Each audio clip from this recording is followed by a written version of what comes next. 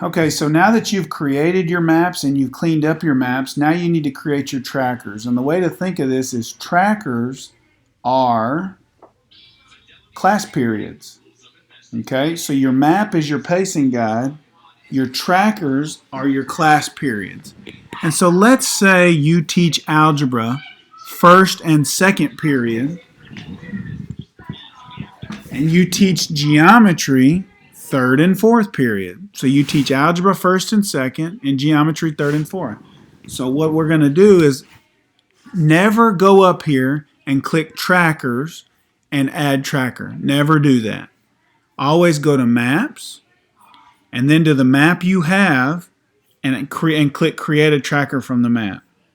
So for Algebra 1's first and second period. So right here beside it, I'm going to click create tracker from map, and I'm going to put in first period. Okay? And then I'm going to choose import students from SIS, and I'm going to pick the right class that first period corresponds with. So let's say it's this one. And I'm going to click create tracker.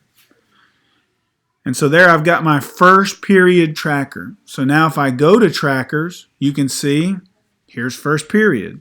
And you can see it's tied to the curriculum map called Algebra 1.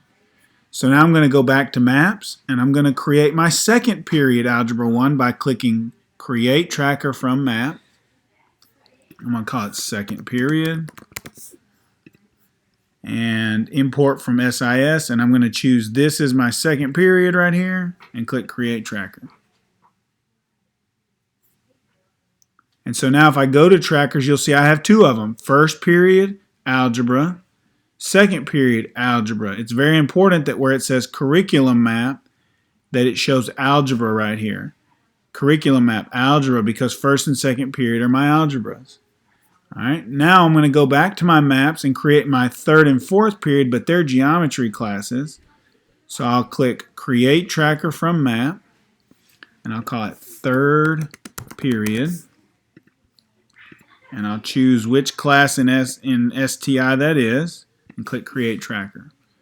And I'm just doing this as a sample, but look, when I go to trackers, now here's first period algebra, second period algebra, third period geometry. Now let's say you wanted to move them around. You'd like this one to be up here. I don't know why you'd want third period ahead of first period, but you can move them around just by going over here and grabbing this and move them wherever you want them on the screen. Okay, so now the only period I have left to create is fourth period geometry. So I'm going to go back to my maps, and down here where geometry is, I'm going to click create tracker from map, and I'm going to create my fourth period geometry. And this is just a sample, and I click create tracker. And so now it's always important to click on trackers and make sure first period shows the right map, algebra.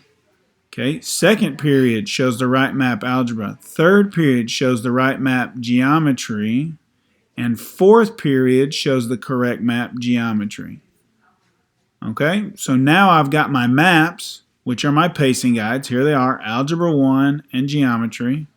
And when I go to trackers, I've got my first period, second period, third period, and fourth period. Now remember, you can move these around, so I can take this and move it above third period if I want to. I can move it wherever I want, right? So now I got first period, second period, third period, and then I could take this fourth period and drag it down there if I wanted to.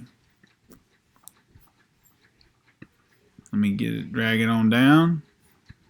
I'm getting there.